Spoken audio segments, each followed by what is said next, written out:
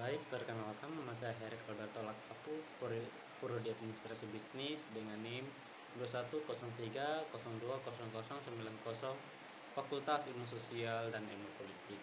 Pada kesempatan kali ini saya akan mereview buku Sosiologi Suatu Pengantar. Dan pada video kali ini sebagai tugas ujian akhir semester pengantar sosiologi. Bab yang pertama, pendahuluan. Sosiologi merupakan suatu ilmu yang masih muda, walau telah mengalami perkembangan yang cukup lama. Sejak manusia mengenal kebudayaan dan peradaban masyarakat, manusia sebagai pergaulan hidup telah menarik perhatian. Awal mulanya orang-orang yang meninjau masyarakat hanya tertarik pada masalah-masalah yang menarik, seperti kejahatan, perang, kekuasaan, golongan yang berkuasa, keagamaan, dan lain sebagainya. Dari pemikiran serta penilaian yang demikian itu, orang kemudian meningkatkan pada filsafat kemasyarakatan, di mana orang menguraikan harapan-harapan tentang susunan serta kehidupan masyarakat yang diingini atau yang ideal. Dengan demikian timbullah perumusan nilai-nilai dan kaidah-kaidah yang seharusnya ditaati oleh setiap manusia dalam hubungannya dengan manusia lain dalam satu masyarakat. Bab yang kedua, proses sosial dan interaksi sosial. Para sosiolog memandang betapa pentingnya pengetahuan tentang proses sosial, mengingat bahwa pengetahuan perihal struktur masyarakat saja belum cukup untuk memperoleh gambaran yang nyata mengenai kehidupan bersama manusia. Bahkan Themistus Sihbutani menyatakan bahwa sosiologi mempelajari transaksi-transaksi sosial yang mencakup usaha-usaha pekerja sama antara pihak karena semua kegiatan manusia didasarkan pada gotong royong.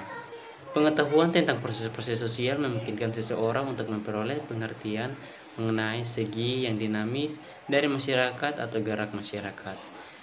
Dahulu banyak sarjana sosiologi yang menyamakan perubahan sosial dan proses dengan proses sosial karena ingin melepaskan diri dari titik berat pandangan para sarjana sosiologi klasik yang lebih menitik beratkan pada struktur daripada masyarakat.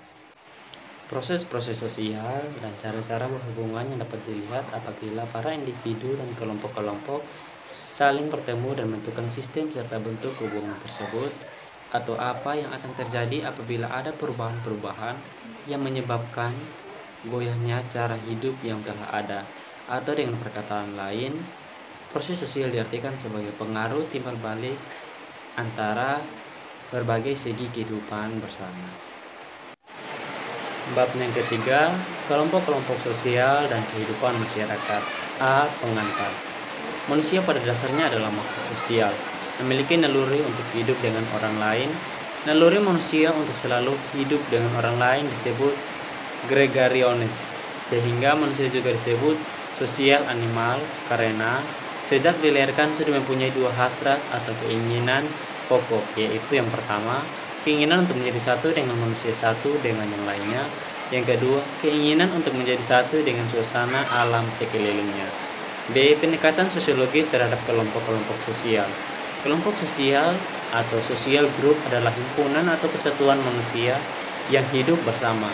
Karena adanya hubungan di antara mereka, hubungan tersebut antara lain menyangkut hubungan timbal balik yang saling mempengaruhi dan juga suatu kesadaran untuk saling menolong. C.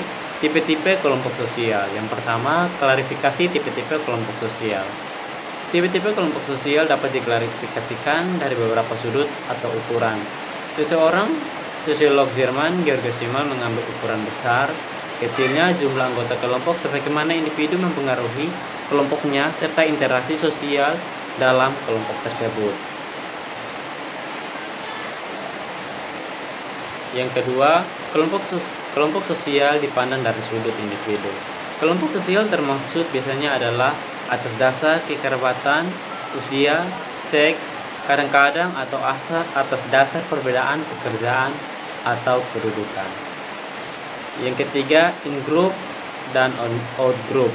In-group adalah kelompok sosial dengan mana individu mengidentifikasikan dirinya. Out-group adalah kelompok sosial yang oleh individu diartikan sebagai lawan in-groupnya. Yang keempat, kelompok primer dan kelompok sekunder. Kelompok primer atau primary group atau face-to-face group merupakan kelompok sosial yang paling sederhana. di mana anggota-anggotanya saling mengenal, di mana ada kerjasama yang erat. Kelompok sekunder atau secondary group adalah kelompok-kelompok yang terdiri dari banyak orang, antara siapa hubungannya tidak perlu berdasarkan pengalaman secara pribadi dan sifatnya juga tidak begitu langgeng. Bab yang keempat, kebudayaan dan masyarakat. Sosiologi merupakan suatu ilmu yang masih muda. Walau telah mengalami perkembangan yang cukup lama, setiap manusia mengenal kebudayaan dan peradaban. Proses pergaulan hidup masyarakat telah menarik perhatian. Pemikiran terhadap masyarakat lambat laun mendapat bentuk sebagai suatu ilmu pengetahuan yang kemudian dinamakan sosiologi, pertama kali terjadi di Eropa. Pada abad yang ke-19, Auguste Comte menulis beberapa buah buku yang berisikan pendekatan-pendekatan umum untuk mempelajari masyarakat. Dia beranggapan saatnya telah tiba bahwa semua penelitian terhadap permasalahan kemasyarakatan dan gejala-gejala masyarakat memasuki tahap akhir, yaitu tahap ilmiah. Sosiologi 1839 berasal dari kata Latin socius yang berarti kawan dan logos yang berarti kata atau berbicara. Jadi sosiologi berarti berbicara mengenai masyarakat. Bagi Comte, sosiologi merupakan ilmu pengetahuan kemasyarakatan umum yang merupakan hasil perkembangan ilmu pengetahuan.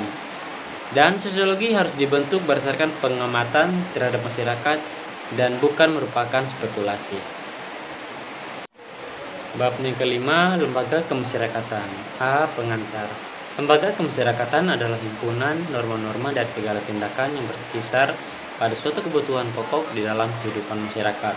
Lembaga kemasyarakatan pada dasarnya mempunyai beberapa fungsi, yaitu yang pertama, memberikan pedoman kepada anggota masyarakat. Yang kedua, menjaga keutuhan masyarakat yang bersangkutan. Yang ketiga, memberikan pegangan kepada masyarakat untuk mengadakan sistem pengadilan sosial. B. Proses pertumbuhan lembaga kemasyarakatan. Yang pertama, 1. Norma-norma masyarakat. Norma-norma yang ada dalam masyarakat terbentuk secara tidak sengaja, namun lama-kelamaan norma tersebut dibuat secara sadar. Yang kedua, sistem pengadilan sosial. Sistem pengadilan yang merupakan segala sistem maupun proses yang dijalankan oleh masyarakat selalu disesuaikan dengan nilai-nilai dan kaidah-kaidah yang berlaku dalam masyarakat. C. Ciri-ciri umum lembaga kemasyarakatan. Menurut Gilling, lembaga kemasyarakatan mempunyai beberapa ciri umum, yaitu A. Suatu lembaga kemasyarakatan adalah suatu organisasi, pola-pola pemikiran, dan pola-pola perilaku yang terwujud melalui aktivitas-aktivitas kemasyarakatan dan hasil-hasilnya. B. Suatu tingkat kekekalan tertentu merupakan ciri semua lembaga kemasyarakatan. C. Lembaga kemasyarakatan mempunyai satu atau beberapa tujuan tertentu. D. Lembaga kemasyarakatan mempunyai alat-alat perlengkapan yang dipergunakan untuk mencapai tujuan lembaga yang bersangkutan. E. Lambang-lambang biasanya juga merupakan ciri khas lembaga masyarakat. Bab yang keenam, lapisan masyarakat atau stratifikasi sosial. Selama dalam suatu masyarakat ada sesuatu yang dihargai, dan setiap masyarakat pasti mempunyai sesuatu yang dihargainya, maka barang atau sesuatu itu akan menjadi bibit yang dapat menumbuhkan adanya sistem lapisan dalam masyarakat itu. Barang atau sesuatu yang dihargai di dalam masyarakat mungkin berupa uang atau benda-benda yang bernilai ekonomis. Mungkin juga berupa tanah, kekuasaan, ilmu pengetahuan, kesalehan dalam agama, atau mungkin juga keturunan yang terhormat. Sistem lapisan dalam masyarakat dalam sosiologi dikenal dengan istilah social stratification, yang merupakan perbedaan penduduk atau masyarakat ke dalam kelas secara bertingkat. Bab yang ketujuh, kekuasaan, wewenang, dan kepemimpinan. Kekuasaan mempunyai peranan yang dapat menentukan nasib berjuta-juta manusia. Karena itu, soal kekuasaan atau power amat menarik perhatian para ahli ilmu pengetahuan masyarakat. Sesuai dengan sifatnya sebagai ilmu pengetahuan, sosiologi tidak memandang kekuasaan sebagai suatu yang baik atau buruk. Akan tetapi, sosiologi mengakui kekuasaan sebagai unsur yang sangat penting dalam kehidupan masyarakat. Kekuasaan senantiasa ada di dalam setiap masyarakat, baik yang masih bersahaja maupun yang sudah besar dan rumit susunannya. Adanya kekuasaan tergantung dari hubungan antara yang berkuasa dan yang dikuasai, atau dengan perkataan lain antara pihak yang memiliki kemampuan untuk melancarkan pengaruh dan pihak lain yang menerima pengaruh itu dengan rela atau karena terpaksa. Apabila kekuasaan dijelmakan pada diri seseorang, maka biasanya orang itu dinamakan pemimpin, dan mereka yang menerima pengaruhnya adalah pengikut-pengikutnya. Bedanya antara kekuasaan dan wewenang, authority atau legislative power, adalah bahwa setiap kemampuan untuk mempengaruhi pihak lain dapat dinamakan kekuasaan, sedangkan wewenang adalah kekuasaan yang pada seseorang atau sekelompok orang yang mendapat pengakuan masyarakat. Bab yang ke-8, perubahan sosial dan kebudayaan. Setiap masyarakat selama hidupnya pasti mengalami perubahan. Perubahan bagi masyarakat yang bersangkutan maupun bagi orang luar yang menelaahnya dapat berupa perubahan-perubahan yang tidak menarik dalam arti kurang mencolok. Ada pula perubahan-perubahan yang pengaruhnya terbatas maupun luas, serta ada pula perubahan-perubahan yang pengaruhnya terbatas maupun yang luas. Serta ada pula perubahan-perubahan yang lambat sekali, akan tetapi ada juga yang berjalan cepat. Perubahan-perubahan di dalam masyarakat dapat mengenai nilai-nilai sosial, pola-pola perilaku, organisasi susunan, lembaga-lembaga, kemasyarakatan, lapisan-lapisan dalam masyarakat, kekuasaan dan wewenang, interaksi sosial, dan selanjutnya. Perubahan sosial adalah segala perubahan pada lembaga-lembaga kemasyarakatan di dalam suatu masyarakat yang mempengaruhi sistem sosialnya, termasuk di dalam nilai-nilai sikap dan pola-pola perilaku di antara kelompok masyarakat. Bab yang ke-9, masalah sosial dan manfaat sosial. Tidak semua di dalam kehidupan masyarakat berlangsung secara normal. Artinya, sebagaimana dikehendaki oleh masyarakat yang bersangkutan, gejala-gejala tersebut merupakan gejala-gejala abnormal atau gejala-gejala patologis.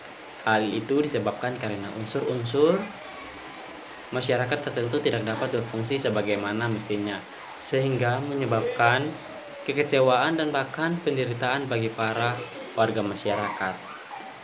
Gejala-gejala abnormal itu dinamakan masalah-masalah sosial. Masalah sosial berbeda dengan problem yang ada di masyarakat, karena masalah sosial tersebut berhubungan erat dengan nilai-nilai sosial dan lembaga kemasyarakatan. Masalah tersebut bersifat sosial karena bersangkut paut dengan hubungan antar manusia dan di dalam kerangka bagian-bagian budaya yang normatif. Ada kali dibedakan antara dua macam persoalan, yaitu antara masalah masyarakat dengan problema sosial. Yang pertama menyangkut analisis tentang macam-macam gejala kehidupan masyarakat. Sedangkan yang kedua meneliti gejala-gejala abnormal masyarakat dengan maksud untuk memperbaiki atau bahkan untuk menghilangkannya. Masalah sosial adalah suatu ketidaksesuaian antara unsur-unsur kebudayaan atau masyarakat yang membahayakan kehidupan kelompok sosial atau menghambat terpenuhinya keinginan-keinginan pokok warga kelompok sosial tersebut sehingga menyebabkan kepincangan ikatan sosial. Bab yang ke-10, penutup. Beberapa sosiologi tertentu lebih banyak menaruh perhatian pada sumber-sumber dasar keutuhan masyarakat. Mereka berasumsi bahwa dasar keutuhan masyarakat adalah adanya kesatuan cita-cita dan pendapat mengenai nilai dan norma yang berlaku. Perubahan-perubahan juga pasti akan terjadi, walaupun cenderung perlahan-lahan karena senantiasa tergantung pada perubahan sikap dan kepercayaan. Pola pendekatan ini biasanya dinamakan pola konsensus atau model konsensus yang kadang-kadang dianggap agak konservatif.